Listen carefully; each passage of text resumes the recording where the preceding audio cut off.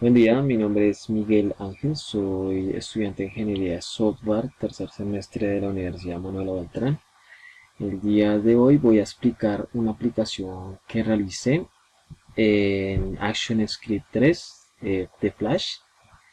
Esta aplicación que se realizó va a tratar de explicar uno de los fenómenos, una de las leyes de electromagnetismo, más exactamente es la ley de Faraday. Voy a explicar la fuerza electromotriz que se genera por medio de un campo magnético, ¿sí? ¿Cómo es que un campo magnético genera un campo eléctrico, genera electricidad? Entonces voy a abrir la aplicación. Esta es mi aplicación. Voy a dar una breve explicación de lo que realicé. Entonces lo primero fue, pues bueno, hice una representación gráfica del campo magnético. Aquí pues vemos cómo se está resaltando en unas flechas de color verde y también de color azul. Entonces, ¿qué hice? Pues aquí básicamente voy a representar es el cambio de variación que se genera dentro de un campo magnético al ingresar una bobina, ¿sí? La cual tiene espiras metálicas y van a generar un cambio, una variación en el flujo magnético de los campos. Entonces por eso hice una posición o un flujo magnético inicial y un flujo magnético final. Para esto, mi programa va a pedir unos datos, que en este caso pues son la superficie de la bobina, el campo magnético, el ángulo de inclinación que va a tener la bobina, el número de espiras que va a manejar y la variación en el tiempo desde que está en una posición hasta la posición final y obviamente generando en la posición final un ángulo.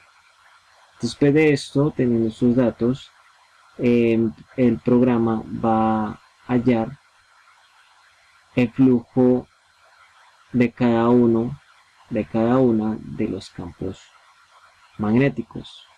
El, tanto el primero, entonces aquí lo que básicamente va a hacer es multiplicar el número de espiras que contiene la bobina por el campo magnético, ¿sí?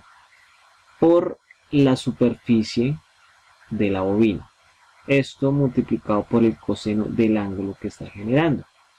Después de tener estos dos datos, va a sacar la diferencia, que es el dato que nos va a servir para poder hallar con la ley, con esta ecuación, que es la ley de Faraday, nos va a permitir hallar la fuerza electromotriz, la FEM, inducida dentro de un campo magnético. Entonces vamos a pasar, voy a dar un breve ejemplo. Entonces vamos a decir que mi bobina va a tener una superficie de 2 metros, ¿sí? 2 metros cuadrados, en un campo magnético de 25 teslas, unas espiras, una cantidad de espiras, vamos a colocar 20, en una variación de tiempo, una transición de tiempo de 5 segundos.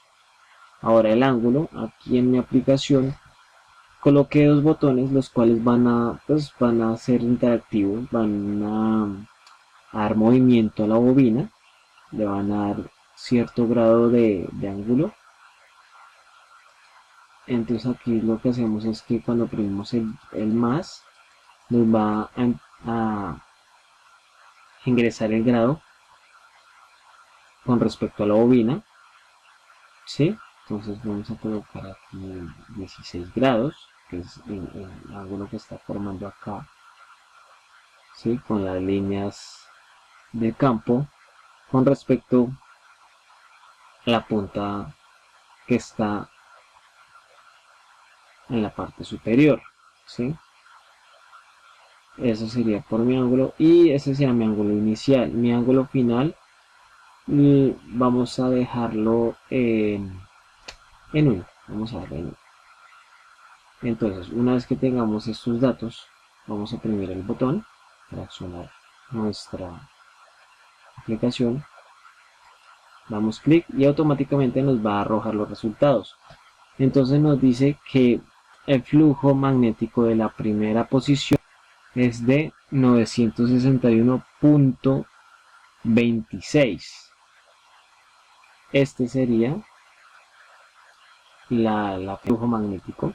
Ahora con el flujo magnético final dice que es un total de 999.84. Podemos redondearlo en 999.85, ya que termina después del 4 sigue un 7. Podemos comprobarlo gracias con la calculadora. Entonces decimos que para hallar el flujo magnético del campo, de este campo, lo que hacemos es multiplicar el número de espiras, que en este caso son 20, por el campo magnético, que es de 25 teslas, por la superficie, que es de 2 metros de la bobina. Esto lo multiplicamos por el ángulo, que en este caso son 16, el ángulo, el coseno del ángulo, que es 16. Siempre lo tenemos que tener en grados. Esto nos va a dar 961.26, igual que acá, ¿no? Vamos a hacer a comprobar el otro. Entonces borramos esto. Nuevamente, el número de espiras, que son 20, por el campo magnético, que es de 25 teslas, por la superficie, que es de 2 metros cuadrados, por el coseno del ángulo, que es un ángulo de 1 grado. Entonces por coseno de 1 en grados, eso nos va a dar 999.84.85, lo podríamos redondear. Una vez tengamos esta operación, lo que hacemos es la diferencia, hacemos la diferencia, o sea, restamos el flujo magnético final menos el flujo magnético inicial. Entonces decimos que es 999.84 menos el inicial, el final, el inicial, el flujo magnético inicial, que es 961.26. Hacemos igual y nos va a dar que la diferencia del flujo magnético en estas dos posiciones es de 38.58 Weber, ¿sí?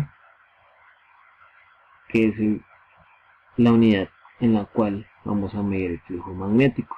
En este caso, teniendo nuestra diferencia, ya podríamos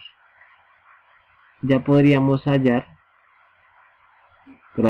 de Faraday la fuerza electromotriz que genera el cambio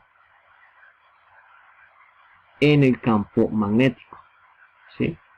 Entonces nos dice, haciendo ya la operación, que esta diferencia va a ser igual, que la fuerza electromotriz va a ser igual a 7.71, podemos redondarlo en 7.72 voltios.